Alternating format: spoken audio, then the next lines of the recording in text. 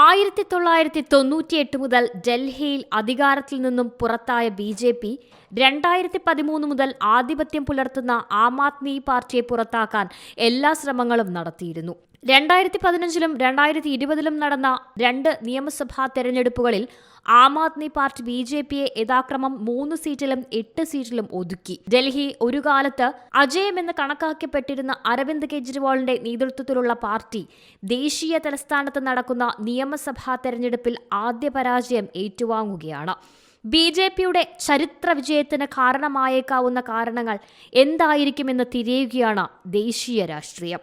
ഒന്നാമത്തെ കാരണം ആം ആദ്മി ദേശീയ convenor Arvind Kejriwal, party number 2 നേതാവ് മനീഷ് സിസോദിയ, പാർട്ടി MP സഞ്ജയ് സിംഗ് തുടങ്ങി നിരവധി പാർട്ടി നേതാക്കൾ അഴിമതി മദ്യക്കച്ചവട കേസുകളിൽ ജയിലിലായി. എന്നിരുന്നാലും പിന്നീട് അവർക്ക് കോടതിയിൽ നിന്നും ജാമ്യം ലഭിക്കുകയുണ്ടായി. പക്ഷേ ഈ സംഭവങ്ങളെല്ലാം അവരുടെ പ്രതിച്ഛായയ്ക്ക് പരിഹരിക്കാനാകാത്ത നഷ്ടങ്ങളാണ് ഉണ്ടാക്കിയത്. ആം ആദ്മി പാർട്ടി നേതാക്കൾക്കെതിരെ BJP രൂക്ഷമായ ആക്രമണങ്ങളും അടിച്ചുവിട്ടു.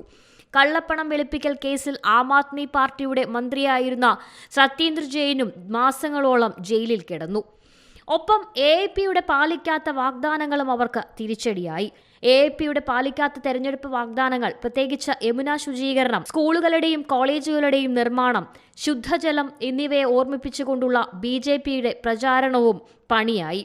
കൂടാതെ BJPയുടെ ക്ഷേമ പദ്ധതികളും ആപ്പിനുള്ള ആപ്പായി മാറുകയായിരുന്നു.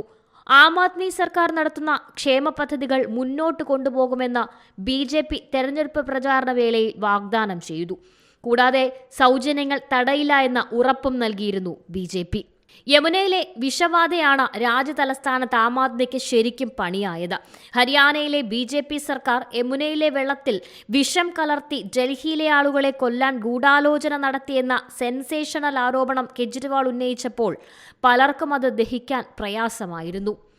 സ്ത്രീകൾക്ക് പ്രതിമാസം 2500 രൂപ സാമ്പത്തിക സഹായം നൽകുന്നതിനുള്ള ഭാരതീയ ജനതാ പാർട്ടിയുടെ മഹിളാ സമൃദ്ധി യോജന സ്ത്രീ വോട്ടർമാരെ ആം ആദ്മി പാർട്ടിയിൽ നിന്നും BJPയിലേക്ക് മാറാൻ പ്രേരിപ്പിക്കുന്നതിലൊരു ഘടകമായി മാറി.